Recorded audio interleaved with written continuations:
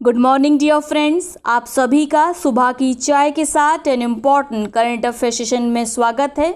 आज डेट है 15 सितंबर 2021। तो चलिए आज के सभी इम्पॉर्टेंट करंट अफेयर्स देख लेते हैं। पहला प्रश्न है, हाल ही में फार्मूला 1 इटालियन ग्रैंड प्रिक्स 2021 का खिताब किसने अपने नाम किया है? तो आपका उत्तर होगा डेनियल रिकार्डो ने।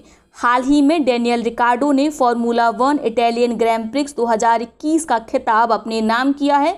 दूसरे स्थान पर लैंडो नॉरिस रहे, जबकि तीसरे स्थान पर रहे वोल्टारी बोट्टास। लुइस हैमिल्टन और मैक्स वर्स्टापेन को फार्मूला 1 इटालियन ग्रैंड प्रिक्स 2021 से एलिमिनेट कर दिया गया, क्योंकि इन दोनों की कार यानी लुइस हैमिल्टन और मैक्स वर्स्टापेन की कार आपस में क्रैश हो गई थी, जो कि देखने में काफ़ी ड्रामेटिक लग रहा था, जैसे जानबूझकर कार को आपस में टकराया गया है। तो याद रखेंगे, लुइस हैमिल्टन और max Verstappen formula 1 Italian grand prix 2021 से एलिमिनेट कर दिए गए थे। ठीक है, विजेता कौन रहे? डेनियल रिकार्डो। क्लियर हो गया। अगला प्रश्न है, भारत की सबसे बड़ी ओपन एयर फर्नरी किस राज्य में खोली गई है? तो भारत की सबसे बड़ी ओपन एयर फर्नरी खोली गई है उत्तराखंड में।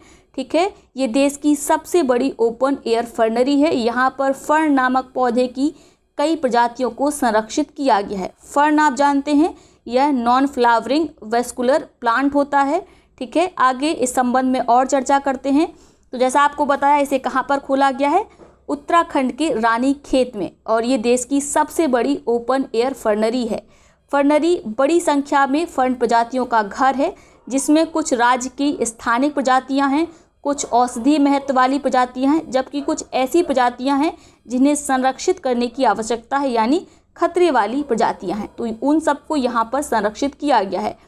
एक और महत्वपूर्ण पॉइंट जो आप नोट करेंगे, फर्नरी में फर्न प्रजातियों का सबसे बड़ा संग्रह है, जो केवल Jawaharlal Nehru tropical botanical garden and research institute TBGRI Thiruvananthapuram के बाद दूसरे स्थान पर है। यानी उत्तराखंड की जो ओपन एयर फर्नरी है, वह फर्न प्रजातियों की संख्या के मामले में दूसरे स्थान पर है। तो पहले स्थान पर कौन है? तो आपका उत्तर होगा Jawaharlal Nehru tropical botanical garden and research institute, ये पहले नंबर पर है। दूसरे नंबर पर उत्तराखंड की आपकी ओपन एयर फर्नरी है, लेकिन चूंकि वो देश की पहली ओपन एयर है, यानी खुले में बनी हुई है, ये तो एक रिसर्च इंस्टीट्यूट है, ये एक इंस्टीट्यूट के अंदर है, लेकिन ओपन एयर में कौन सी बनी है? उत्तराखंड की। इसी कारण वो चर्चा में है और आप उसको उसी प्रकार से याद रखेंगे। ठीक है, ये आपको इसलिए बताया जा रहा है क्योंकि GS में प्रश्न आ सकता है, Jawaharlal Nehru tropical botanical garden and research institute कहाँ पर स्थित है? तो आपका उत्तर होगा तिरुवनंतपुरम, केरल में। कहाँ पर स्थित है? तिरुवनंतपुरम, केरल में। क्लियर हो गया, याद रहेगा। अगला प्रश्न देखते हैं, उपन्यास पिरानेसी के लिए वुमेन्स प्राइज फॉर फिक्शन 2021 पुरस्कार किस महिला ने जीता है? तो आपका उत्तर होगा सुजैना क्लार्क ने। इसको लगाएंगे आप मोस्ट इम्पॉर्टेंट। किसी भी वुमेन को किसी अवार्ड से अगर सम्मानित किया जाता है तो एग्जाम के पॉइंट ऑफ व्यू से वो इम्पॉर्टेंट हो जाता है। तो जो सुजैना क्लार्क हैं, उन्हें किस उपन्यास के लिए सम्मानित किया गया है वुमेन्स प्राइज फॉर फिक्शन 2021 से? तो आपका उत्तर होगा, उनके उपन्यास का नाम है पिरानेसी। अगला प्रश्न है, अहमदाबाद में सरदार धाम भवन का उद्घाटन किसके द्वारा किया गया? तो सबसे पहले प्रश्न बनता है, सरदार धाम भवन का उद्घाटन कहाँ पर किया गया? तो आपका उत्तर होगा अहमदाबाद, गुजरात में।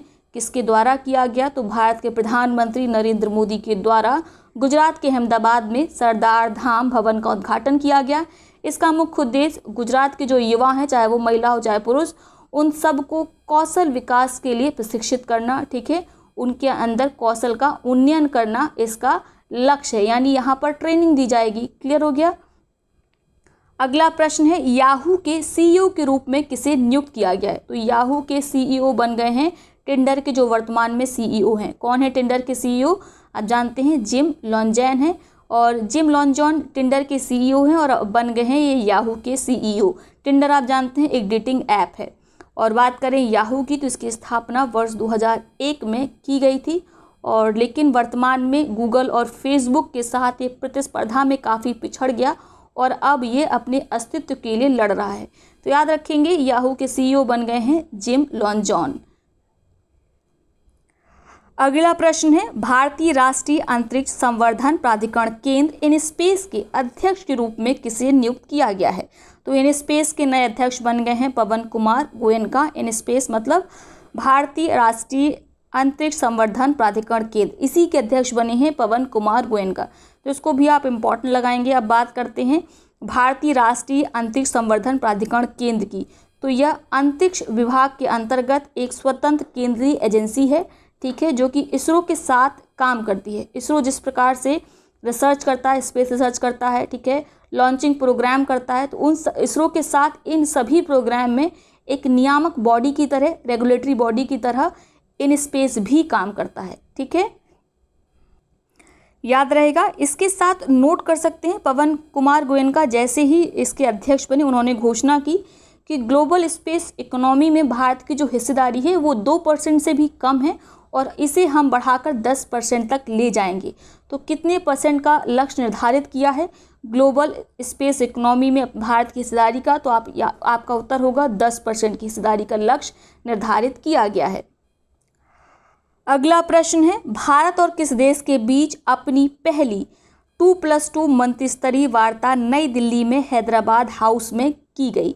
तो हाल ही में भारत और ऑस्ट्रेलिया के बीच 2+2 मंत्रिस्तरीय वार्ता नई दिल्ली के हैदराबाद हाउस में आयोजित की गई। 2+2 वार्ता क्या होती है? सिंपल सी बात, एक इधर लिखिए 2, एक इधर लिखिए 2, मतलब 2 देश इसमें शामिल होंगे और 2 तरह के मंत्री शामिल होंगे। कौन कौन से मंत्री? एक तो आपके होंगे विदेश मंत्री, फॉरेन मिनिस्टर, दूसरे होंगे आपके रक्षा मंत्री, डिफेंस मिनिस्टर।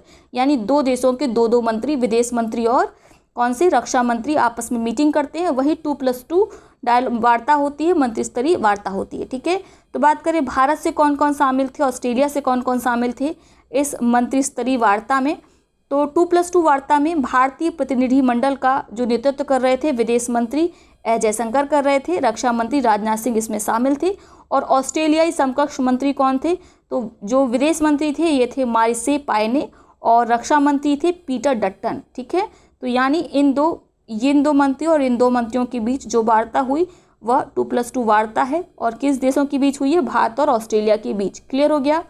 आगे बात करें, human rights and terrorism in India नामक पुस्तक किसके द्वारा लिखी गई है? तो पहले इसको लगा लीजिए, मोस्ट इंपॉर्टेंट, ये एग्जाम में पूछी जाएगी। Human rights and terrorism in India, ये किताब लिखी गई है सुब्रमण्यम स्वामी के द्वारा।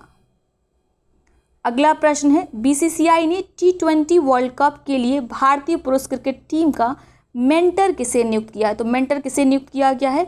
महेंद्र सिंह धोनी को। किसके द्वारा? बीसीसीआई के द्वारा, ठीक है। किसके लिए? T20 वर्ल्ड कप के लिए, ठीक है। अब बात करते हैं बीसीसीआई के बारे में। तो फुल फॉर्म आप जानते हैं, board of control for cricket in India, ये इसका फुल फॉर्म है। इसकी स्थापना 4 दिसंबर 1928 को की गई थी। इसका हेडक्वार्टर आप जानते हैं कहाँ पर है? मुंबई में है। इसके वर्तमान में अध्यक्ष कौन है? सौरव गांगुली हैं। और इसके साथ आपको याद रखना है, Mahendra Singh Dhoni T20 world cup के लिए भारतीय पुरुष हॉकी टीम के मेंटर नियुक्त किए गए हैं, नामित किए गए हैं बीसीसीआई के द्वारा। अगला प्रश्न है, हाल ही में अजीज अखन्नौज को किस देश में प्रधानमंत्री के रूप में नियुक्त किया गया है? तो मोरक्को देश के नए प्रधानमंत्री बने हैं अजीज अखन्नौज। ये एग्ज़ाम में शायद ही पूछा जाए, लेकिन याद रख सकते हैं चाहे तो।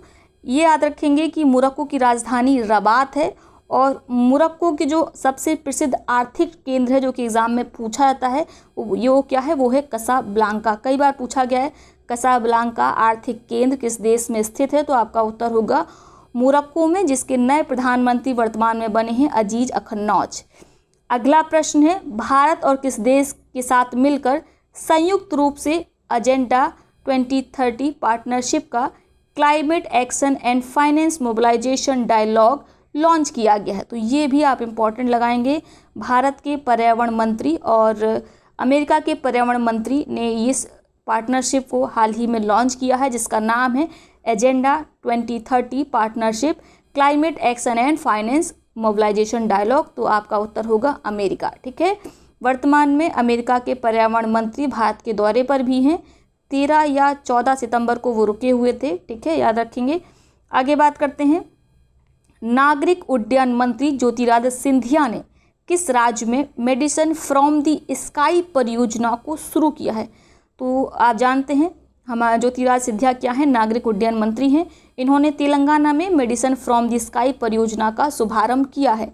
इस परियोजना का उद्देश्य है तेलंगाना के जो सुदूरवर्ती इलाके हैं वहाँ पर, जहाँ पर आसानी से वैक्सीन की, दवा की पहुँच सुनिश्चित नहीं हो सकती, वहाँ पर ड्रोन के माध्यम से वैक्सीन और ज़रूरी मेडिसिन दवाओं को पहुँचाना इस परियोजना का उद्देश्य है, मेडिसिन फ्रॉम द स्काई का, जिसे हाल ही में शुरू किया गया है नागरिक उड्डयन मंत्री ज्योतिरादित्य सिंधिया के द्वारा। कहाँ पर? तेलंगाना में। अगला प्रश्न है, केंद्रीय नवीन और नवीकरणीय ऊर्जा मंत्रालय के आंकड़ों के अनुसार पीएम कुसुम के तहत सोलर पंप लगाने के मामले में कौन सा राज्य शीर्ष स्थान पर रहा? तो आपका उत्तर होगा हरियाणा। पीएम कुसुम परियोजना के तहत सबसे अधिक सोलर पंप कहाँ पर लगाए गए हैं? हरियाणा में। ठीक है। और बात करें पीएम कुसुम योजना की, तो इसे वर्ष 2019 में लॉन्च किया गया था। किसके द्वारा? केंद्रीय नवीन और नवीकरणीय ऊर्जा मंत्रालय के द्वारा। ठीक है। इसका फुल फॉर्म क्या है? प्रधानमंत्री किसान ऊर्जा सुरक्षा और उत्थान महाअभियान योजना। तो इसका फुल फॉर्म भी कई बार एग्जाम में पूछा गया है और ये योजना वर्तमान में फिर से चर्चा में है। तो इसको आप याद रखेंगे, किसके द्वारा लॉन्च की गई है, कब लॉन्च की गई है, ये सब महत्वपूर्ण है। ठीक है। इस पीएम किसान कुसुम योजना के अंतर्गत किसानों की आर्थिक स्थिति के उन्नयन के लिए एकल सोलर पंप इनको वितरित किए गए थे, यानी एकल सोलर पंप लगाए गए थे ताकि कम खर्चे के साथ ये सिंचाई कर सकें। ठीक है। जो पेट्रोल डीजल का खर्च होता है जनरेटर चलाने के लिए, वो सब खर्चा उनका ज़ीरो हो जाए और सोलर पंप से जो एक्स्ट्रा बिजली ये बनाए उसको ये ऑन ग्रिड पर बेचकर अधिक धन लाभ कमा सके। ठीक है। अर्थ की प्राप्ति भी होगी इससे, यानी धन की प्राप्ति होगी और किसानों की जो इनकम है वो बढ़ेगी। तो इसी पीएम किसान के तहत सबसे ज़्यादा सोलर पंप लगाने के मामले में जो शीर्ष राज्य के रूप में उभरा है वह है आपका हरियाणा। क्लियर हो गया। अब बात करते हैं अगले प्रश्न की। अंतर्राष्ट्रीय ओलंपिक समिति द्वारा 2022 बीजिंग शीतकालीन ओलंपिक से औपचारिक रूप से फॉर्मली किस देश को निलंबित कर दिया गया है? निलंबित यानी सस्पेंड कर दिया गया है। तो ये देश है आपका उत्तर कोरिया। उत्तर कोरिया ने टोक्यो ओलंपिक 2020 में हिस्सा नहीं लिया था और उसने खुद को इससे अलग कर लिया था, बहाना बनाया था कोविड-19 पैंडेमिक को। अब इसी का बदला लेते हुए अंतर्राष्ट्रीय ओलंपिक समिति ने कहा कि आप जो है बीजिंग शीतकालीन ओलंपिक में भी मत आना, जो कि 2022 में होने हैं। ठीक है। और इससे उत्तर कोरिया को निलंबित कर दिया है, सस्पेंड कर दिया है। क्लियर। नेक्स्ट प्रश्न है, भारत के किस अनुसंधान संस्थान को अफ्रीका खाद्य पुरस्कार 2021 से सम्मानित किया गया है? तो आपका उत्तर होगा अंतर्राष्ट्रीय फसल अर्धशुष्क उष्णकटिबंधीय अनुसंधान संस्थान ICRISAT को, international crop research for the semi arid tropics. ठीक है। ये एग्जाम में कई बार पूछा गया है, इसको आप याद रखेंगे। और ये किसी भी भारतीय संस्थान को अगर बाहर अन्य देशों द्वारा कोई अवार्ड दिया जाता है तो वो जो संस्थान है वो अपने आप में इम्पॉर्टेंट हो जाता है। तो ICRISAT के बारे में आप विस्तार से पढ़ेंगे, साथ में याद रखेंगे इसे सम्मानित किया गया है अफ्रीका खाद्य पुरस्कार 2021 से। ICRISAT कहाँ पर स्थित है? शायद हैदराबाद में है, देख लेना आप एक बार। ICRISAT को ट्रॉपिकल लेग्यूम प्रोजेक्ट के लिए यह पुरस्कार मिला है, जिसने उप सहारा अफ्रीका में 13 देशों में खाद्य सुरक्षा में सुधार किया है और इसीलिए सम्मानित किया गया ICRISAT को। किससे? अफ्रीका खाद्य पुरस्कार 2021 से। क्लियर हो गया। नेक्स्ट है, किस राज्य सरकार ने बाजरा मिशन शुरू करने की घोषणा की है? तो आपका उत्तर होगा छत्तीसगढ़ राज्य सरकार ने मिशन बाजरा को शुरू किया है। ये भी इम्पॉर्टेंट है, इसको आपको याद रखना है। किसके साथ मिलकर शुरू किया है? तो नोट करेंगे भारतीय बाजरा अनुसंधान संस्थान के साथ मिलकर। यहाँ पे ज़्यादा इम्पॉर्टेंट ये है कि आप याद रखें भारतीय बाजरा अनुसंधान संस्थान कहाँ पर स्थित है? तो आपका उत्तर होगा हैदराबाद में। ठीक है। ये करंट अफेयर उतना इम्पॉर्टेंट नहीं है, लेकिन ये फैक्ट ज़्यादा इम्पॉर्टेंट है। भारतीय बाजरा अनुसंधान संस्थान कहाँ पर स्थित है? हैदराबाद में स्थित है।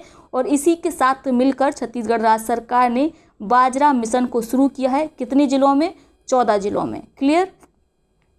अगला प्रश्न है, अंतरिक्ष प्रौद्योगिकी स्टार्टअप स्काई रूट एरोस्पेस औपचारिक रूप से भारतीय अंतरिक्ष अनुसंधान संगठन यानी इसरो के साथ एक समझौते में प्रवेश करने वाली पहली निजी कंपनी यानी प्राइवेट कंपनी बन गई है। यह कंपनी किस राज्य में स्थित है? तो ये बहुत इंपॉर्टेंट है। स्काई रूट एरोस्पेस ये कहाँ पर स्थित है? याद रखेंगे, ये स्थित है हैदराबाद में। ठीक है। तेलंगाना में ये स्थित है स्काई रूट एरोस्पेस और ये देश की पहली ऐसी निजी कंपनी बन गई है जिसने इसरो के साथ औपचारिक रूप से प्रवेश किया है, ठीक है, किसके लिए, स्पेस रिसर्च के लिए। तो ये आप ज़रूर याद रखेंगे, इसको एज इट इज़ ये चारों लाइनें आप नोट कर लीजिए, ये एग्ज़ाम में 100% पूछी जाएंगी, ठीक है। क्लियर हो गया। तो ये आज के सभी इम्पॉर्टेंट करंट अफेयर्स हो गए। अब बात कर लेते हैं 14 सितंबर को, पिछले वाले सेशन में हमने इसको कवर नहीं किया था। 14 सितंबर को क्या होता है, हिंदी दिवस होता है, ठीक है। क्यों 14 सितंबर को ही मनाया जाता है, आप जानते हैं 14 सितंबर 1949 को संविधान सभा ने यह निर्णय लिया था कि हिंदी केंद्र सरकार की आधिकारिक भाषा होगी, जो शायद अभी तक नहीं बन पाई। आप देखिए जो सरकारी अधिकतर काम होते हैं, फॉर्म जो होते हैं, उत्तर प्रदेश को छोड़ दीजिए, अन्य ज़िलों में आप अन्य राज्यों में जाएंगे तो या तो अंग्रेजी में उनके रहते हैं, और अगर दक्षिण भारतीय राज्यों में चले जाएंगे तो उनकी जो स्थानीय लोकल लैंग्वेज है उसी लैंग्वेज में उनके जो सरकारी काम है सारे होते हैं। हिंदी को पूरे भारत में शायद